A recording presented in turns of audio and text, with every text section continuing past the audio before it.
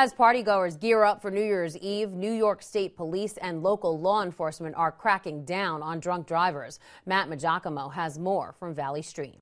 Governor Andrew Cuomo and state police have always been tough on drunk drivers, but through the remainder of the holiday season, they'll be getting tougher. And after the ball drops tomorrow night, state police want drivers to make a resolution to drive sober and drive safe.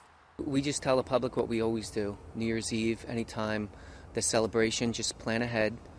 If you're going to drink, don't drive, and just plan your ride home, because we will be out there, and that's not the way you want to spend your New Year.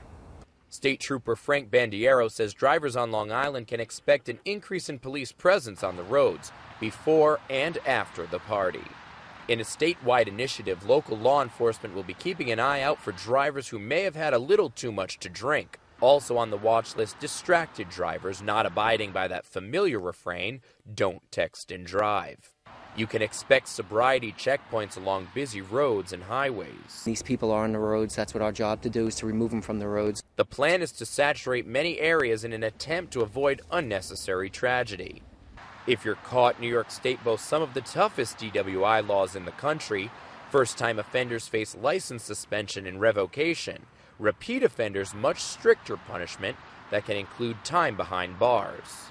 Locals say they always stay vigilant on the roads around this time of year, but it's the other guy they're worried about. I don't want to drive too late at night because I seem like that's the time when people tend to be drinking and driving. I always tell my kids, my family, when they're driving, they have to not only driving for themselves, but also other people out there.